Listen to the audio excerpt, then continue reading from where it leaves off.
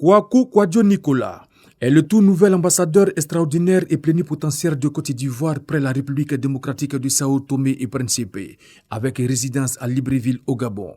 En vue d'exercer pleinement sa mission, Kwaku Kwadjo Nicolas a remis ses copies figurées à Edith Dacosta Tenjoa, ministre des Affaires étrangères, de la coopération et des communautés, avant de se rendre au palais présidentiel pour présenter ses lettres de créance à Carlos Manuel Villanova, président de la République démocratique du Sao Tomé et Principe.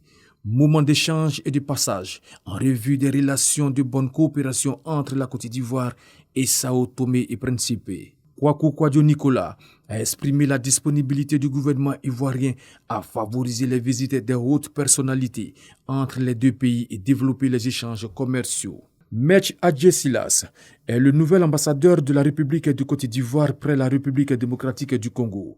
Il a présenté les copies figurées de ses lettres de créance au vice-premier ministre, ministre des Affaires étrangères et de la coopération internationale, Christophe Lutundula Apala. Ensemble, ils ont évoqué la longue tradition de coopération entre la Côte d'Ivoire et la République démocratique du Congo.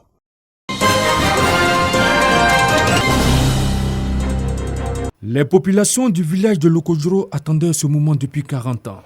À travers ces coups de pelle, le ministre de l'Hydraulique, Laurent Tchagba, donne le coup d'envoi des travaux de bitumage des voiries du village. Cette cérémonie de lancement des travaux de bitumage des voiries de notre village, vous nous faites vivre un moment inédit, un événement d'une haute portée sociale et économique, car ne dit-on pas, quand la route va, tout va. Si nous sommes conscients que ce projet de bitumage de notre village a longtemps été dans les discours une préoccupation de tous les conseils municipaux qui se sont succédés, nous faisons aujourd'hui l'agréable constat de remarquer que vous êtes celui par qui ce rêve devient réalité. Plusieurs axes du village sont concernés par ce projet de bitumage couplé avec les travaux de canalisation et de drainage des eaux de ruissellement.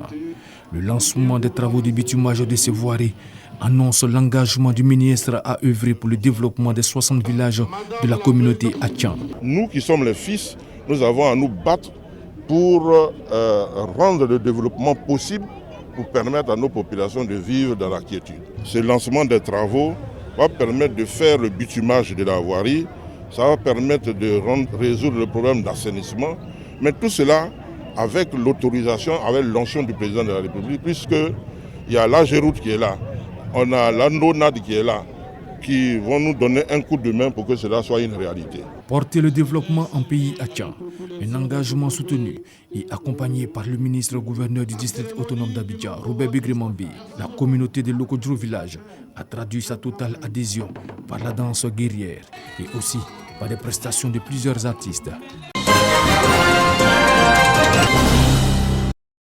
C'est dans une parfaite symbiose que le président des voituriers de rue, communément appelé Djosseur de Naman, réceptionne symboliquement sa carte de crédit Plateau Access.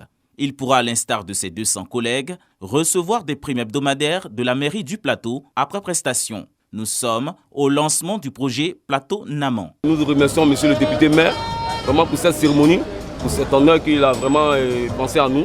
Plateau Naman vise à sortir les Djosseurs de Naman de l'informel. Ce programme intervient à l'issue de 2 années de préparation. Des travaux qui ont permis de sélectionner 100 jeunes sur près de 200 dans la commune du Plateau. Pour la réussite du projet, le maire Jacques Ewo et ses partenaires s'y engagent. Aujourd'hui, la mission des Naman, ce sera de faire quoi?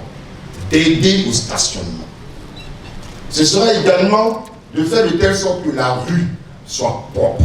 Ce concept d'insertion socio-professionnelle pour les jeunes reçoit l'approbation des ministères de tutelle. Nous allons regarder ensemble avec vos partenaires et avec nos dispositifs, en plus de ce que vous faites avec le ministère de l'enseignement technique, quel dispositif de formation complémentaire nous pouvons mettre en place très rapidement pour permettre donc à ces jeunes, au-delà du permis de conduire, au-delà donc du travail, de se former.